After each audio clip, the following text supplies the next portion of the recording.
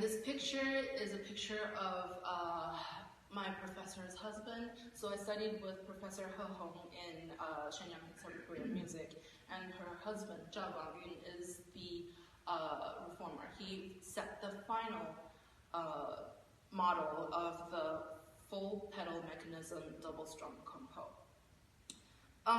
During the start of the Reformation, they just had this idea to have two boards attached together, and with bridges on top, they pulled strings over it. So there were no levers, no pedals whatsoever. It's just a concept of a modernized version of a kongho. What would the kongho look like if it had not been extinct? What would it look like if it developed through these 400 years?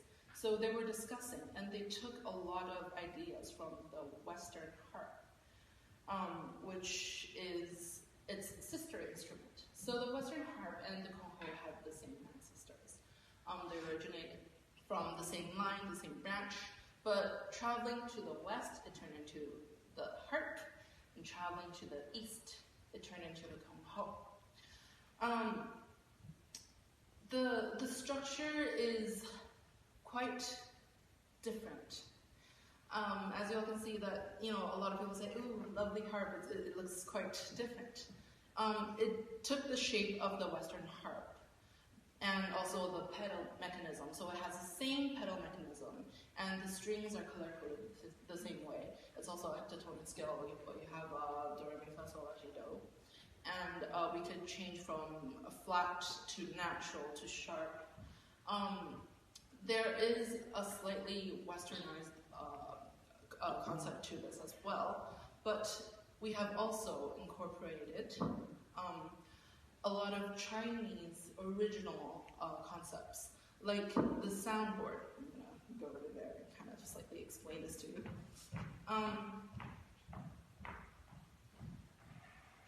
The shape of the soundboard looks like a lute, which we call the pipa in Chinese, and the strings are metal, wire, and nylon. So the sound is a little bit more, the timbre is different. The low notes, there's a pretty big resonance to it, and it's slightly more metallic, the sound. We have bridges on this instrument so we can achieve vibrato effects. So we can play a lot of world music. I remember having a nice chat with my professor's husband, and he told me that when they were creating this instrument, because it originated from the Silk Road and it had such a big, great impact in Chinese history and also in Silk Road history, they wanted to make a world music instrument. So he wanted to make an instrument that belongs to the world, not solely to China. So although the kongho didn't really originate from China, but it was a Chinese instrument where it has a bow and an arrow. And on the bow there are strings, and they added more strings to pluck it. So in ancient Egypt as well, you see pictures of those on the tomb walls, tomb paintings, like from thousands of years ago. And it's the same for China. So it was passed in through the Silk Road by Persians in Myanmar. But as to when it exactly came into China, we don't know.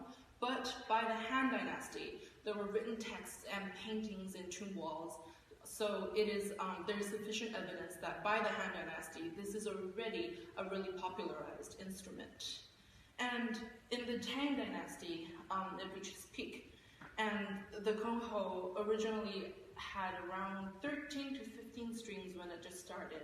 But then by the Tang Dynasty, it developed to 22 to 25, and they also kind of remodeled the shape a little. So as you can see, the first picture is from the Northern Wang Dynasty, which is almost 1,000 years earlier than the two to the right.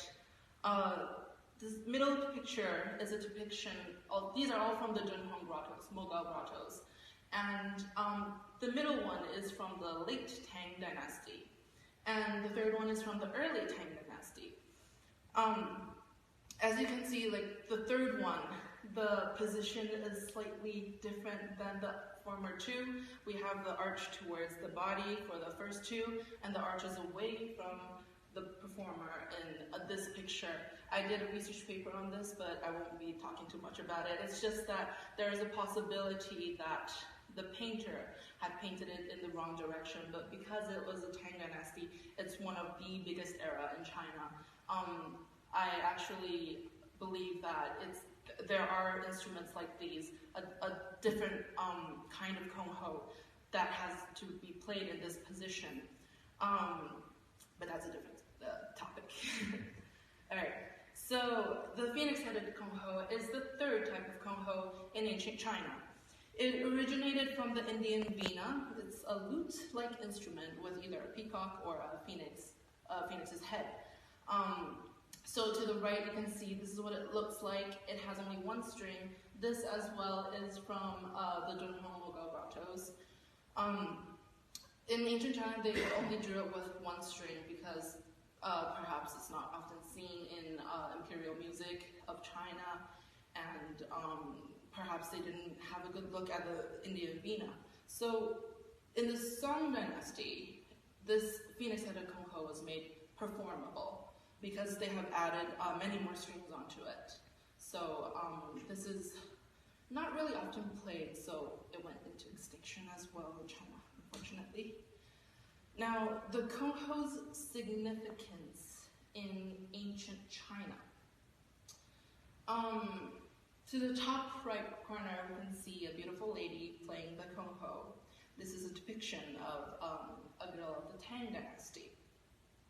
In much earlier times, when there were just only tribes and not countries, the kongho already existed during that time, also in the western area. It is called modern Xinjiang, but at that time there were other countries outside of China before China ruled that whole area. So it is more towards the Middle East. And they would use this instrument in religious rituals and ceremonies to contact the gods. So only the person with the highest status, perhaps like the high priest, only they have the opportunity to play this instrument, and it is only during a specific time when they can play this.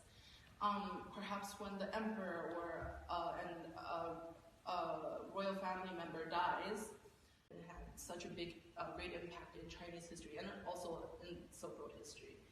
They wanted to make a world music instrument. So he wanted to make an instrument that belongs to the world, not solely to China.